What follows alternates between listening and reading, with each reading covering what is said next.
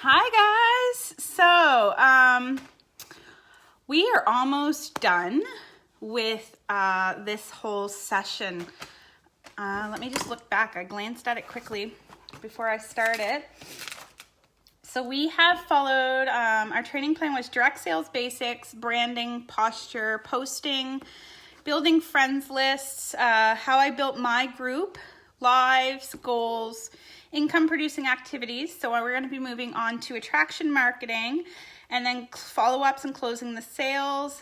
And we will possibly talk about some scripts for prospecting, and then we'll be done. And then I'm going to go ahead and open up another group to the general public that you guys are welcome to join. There will be some new content, and there's going to be some of this content that is repetitive. So it's entirely up to you, but I just want to thank you guys for, being here. We've been in this group for quite a few months now. I come live every week and we talk about something different.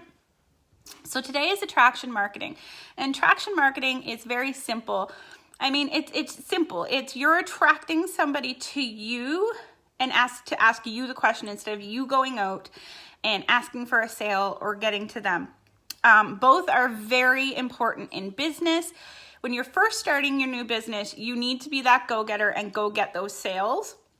And then once you kind of get into the swing of it and have recurring customers, then you want to slowly attract them to you, because you're probably going to be working on building up your business and the people under you.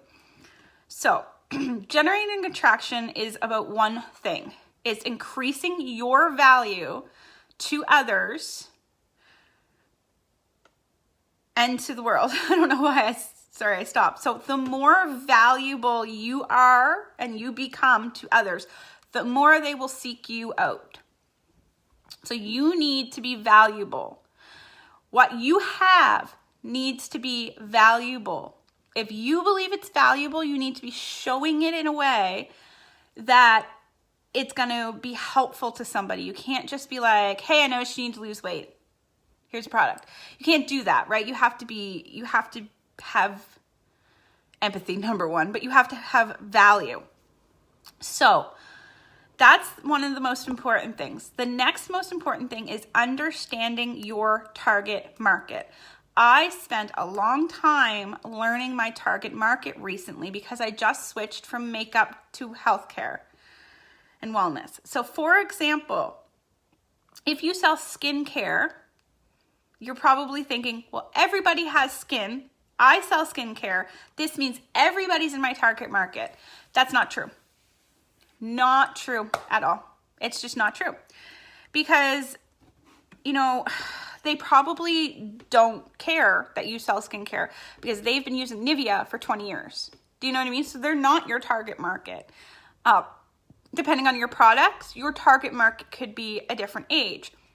So I had a hard time learning my target market. So, like trying to understand what that meant. So I did this more simply. When I started my new company, I thought I'm going to write everybody and ask them if they want to be a part of a group.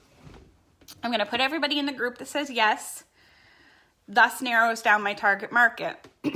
Now, don't get me wrong. There are going to be people outside of that are going to buy, but you're just trying to pinpoint your target market.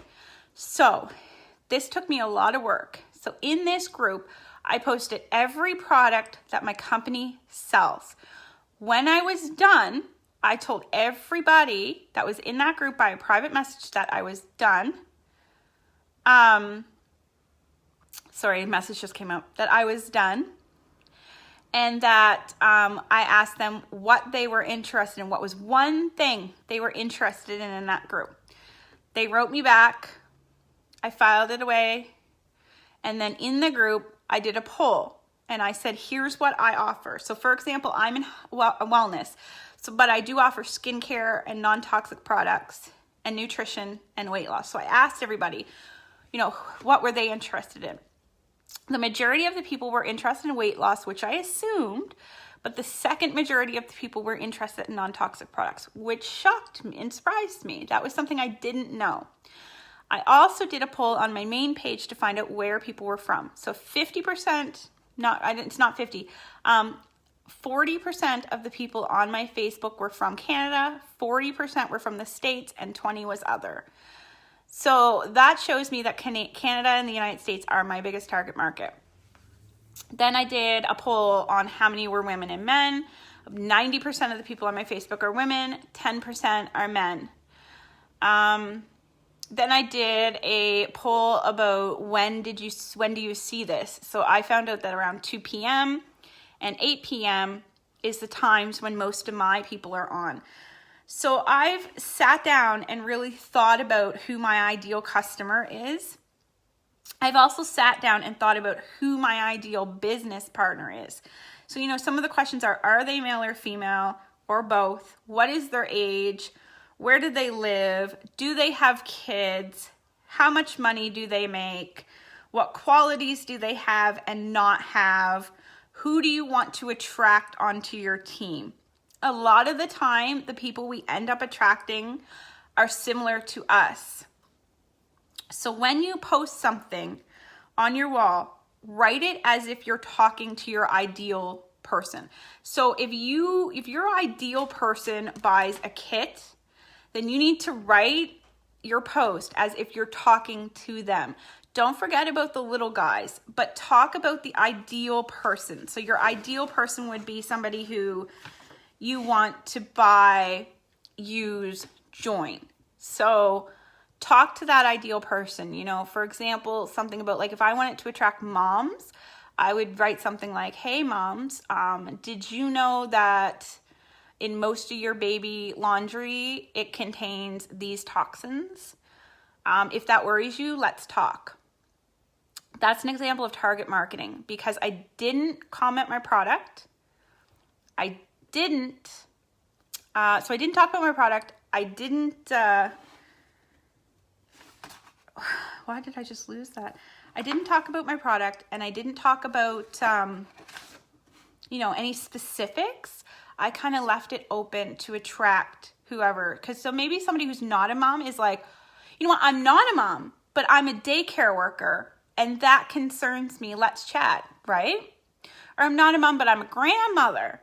Let's talk. Or I'm not a mom. Are those same things in my laundry soap, right? So do you see what I mean? So you're talking to your target market. So let's say it's moms, young moms, but do you see how the other people can kind of attach themselves? So, you know, attraction marketing. So attraction marketing and target marketing are very similar. You're trying to attract your target to you. So you want people who have drive, you want people who are going to buy, you want people who eventually are going to sell. That's all it comes down to. You just have to be very conscious about what you post. Try to stay away from the negativity as much as possible. I think that this is our Facebook and we are human and we have the right to be human. So if I'm having a bad day or if I'm sick, you will hear about it. But if you are a dramatic person in general, you will attract dramatic people. So try to minimize that a little bit. If you are somebody that complains a lot, you will attract people that complain a lot. So try to minimize that a little bit. That's all I have on that. So next week we'll be moving on. What are we moving on to? So follow-ups and closing the sale, and we might talk about some general selling tips. So I will have a chat with you guys later. I hope you have a wonderful day. The sun is starting to come out, which is why I keep looking over that way. That and there's something on the roof across the road for me. I think they're doing the shingles or something. It's throwing me off. It's bright yellow.